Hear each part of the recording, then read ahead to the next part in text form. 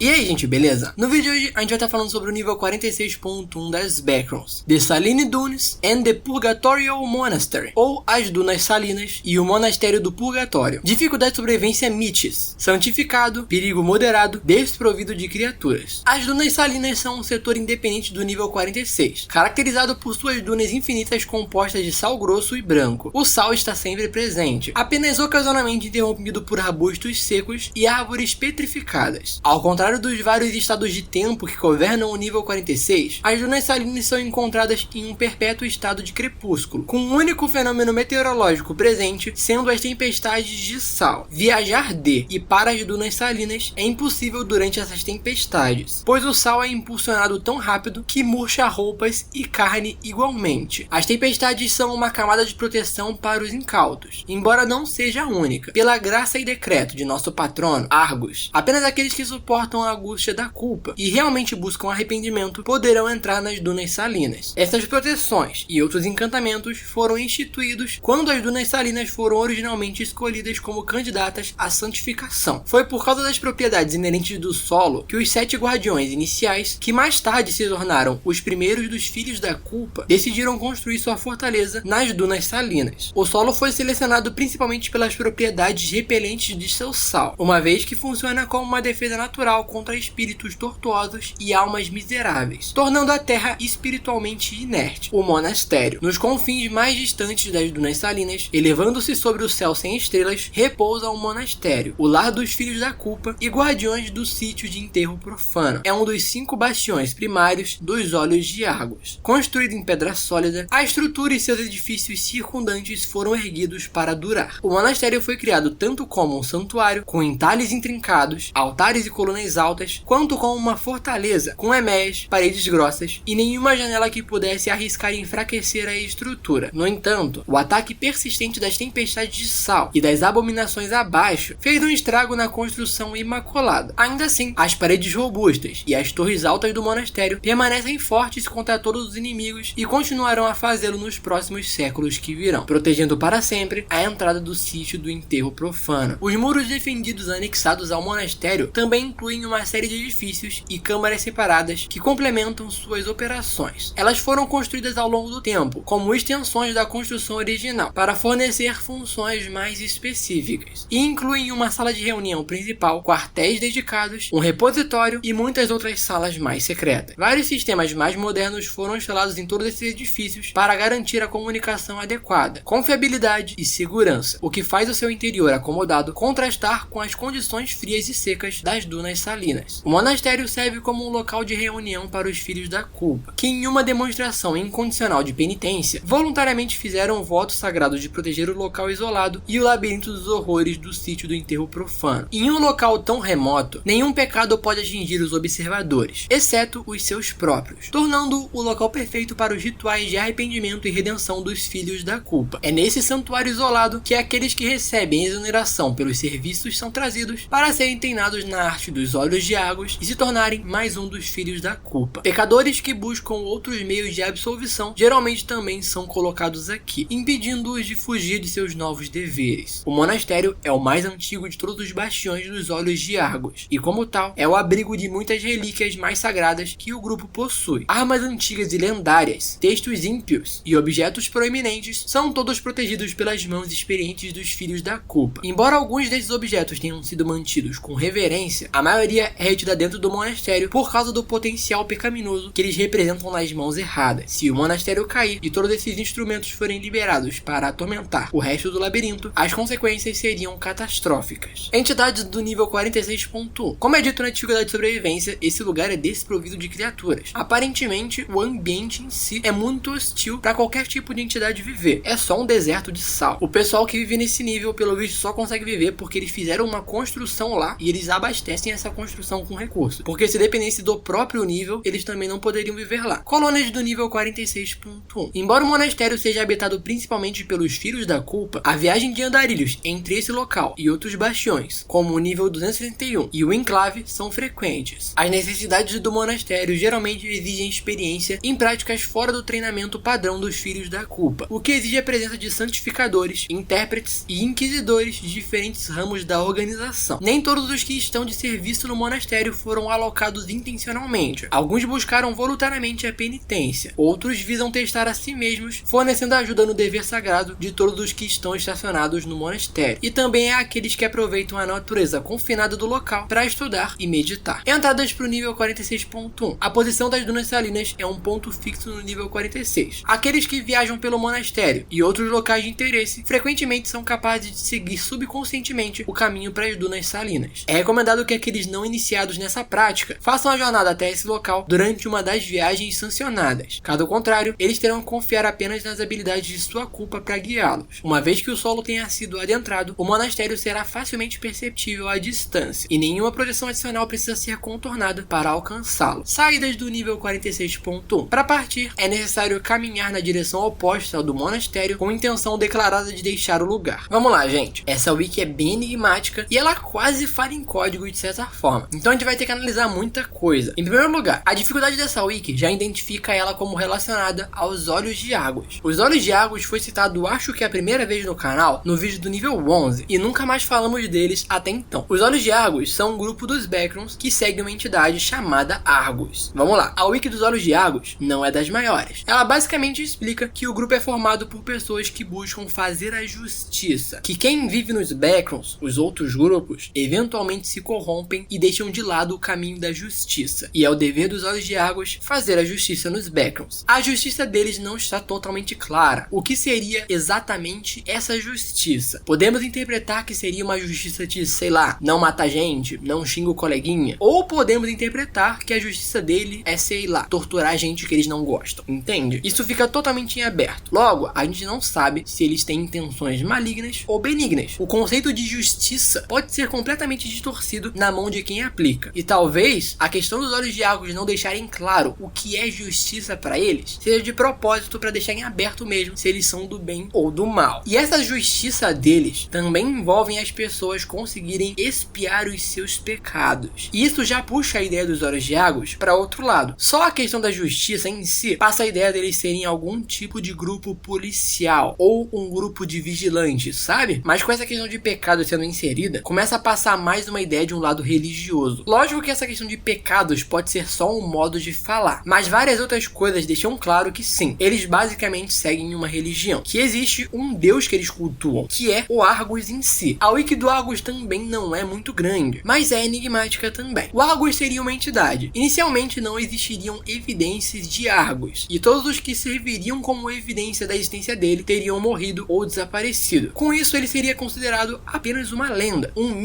mito que os olhos de Argus poderiam ter criado para justificar as suas ações. E essa ambiguidade da entidade existir ou não perdurou por um tempo. O Argus seria um juiz dos Backrons. Ele seguiria um código chamado a lei, e ele, juntamente com os seus seguidores, tem o objetivo de punir pecadores, pessoas que cometeram crimes hediondos. Porém, eles não matam quem consideram inocente. E de novo, essa lei, esse código não está claro. Pode ser uma lei benigna ou algo maligno, não sabemos. Argus teria uma aparência humanoide alta, usando uma roupa tática, seja lá o que isso queira dizer. Em outras descrições, diz algo como roupa militar, de soldado, algo assim. E por cima dela, ele usaria um manto esfarrapado. E ele carregaria uma lança. Ele teria capacidades físicas aumentadas, como velocidade, força e regeneração. E teria a capacidade de ver através das pessoas para identificar os seus pecados. E essa habilidade seria descrito como se fossem vários olhos olhando para você, o que provavelmente inspira a única imagem dele que tem na wiki. O símbolo dos olhos de Argus seriam vários olhos mesmo, o que também faz sentido se você vê o nome do grupo, Olhos de Argus. Inicialmente era só uma lenda, já que todos que teriam encontrado Argus teriam morrido ou desaparecido. Isso pessoas de fora do grupo dos Olhos de Argus, né? A gente supõe que quem é de dentro dos Olhos de Argus já teria contato com o Argus, sem ter sido morto, mas os Olhos de Argus em si não estariam dispostos a passar essas informações para fora do grupo, né? Mas um registro do Meg confirmou a existência dele. Foi uma pessoa que conseguiu escapar dele, mas ela escapou dele apenas por um período. Ela contou o que aconteceu, mostrou até uma gravação, e depois de fazer esse relato, ela teria encontrado Argus de novo, e assim ela desapareceu. Mesmo que uma pessoa fuja de Argus, aparentemente o Argus não para de perseguir ela, e ela eventualmente vai desaparecer. Essa pessoa teria cometido 7 assassinatos, e 2 deles, segundo Argus, a sangue frio. Isso ajuda mais ou menos a termos uma noção do que o Argus considera um pecado, algo que infringe a sua lei, mas ao mesmo tempo é algo muito básico. Eu acho que qualquer lei colocaria assassinato a sangue frio como algo errado. errado. Então mantenha a ambiguidade de se o Argus e seus seguidores são do mal ou do bem. Afinal, a gente não sabe detalhes de outras leis que eles defenderiam. Então, ao que tudo indica, Argus existe sim. Ele é a inspiração para os olhos de Argus. Isso é a base para começarmos a entender o nível 46. Em primeiro lugar, aparentemente tudo o que envolve os olhos de Argus não recebe o nome nível nem subnível. Eles recebem o nome ground, que seria algo como terreno. O nível 46.1 não é chamado de nível 46.1 nem subnível 46.1, e sim de ground 46.1 ou o terreno 46.1. O nível 261, que também foi citado nessa wiki, é chamado de terreno 261. O nível 48.1 é chamado de terreno 48.1. E o nível 48.1 é um subnível com subnível. Lembra do nível 6.3, que tem um subnível 6.31? É um subnível do subnível? O nível 48.1 também é esse caso. E o subnível do nível 48.1 é o enclave, que também foi citado junto com o nível 261. Então, se você não entendeu o que era o enclave, ele é o subnível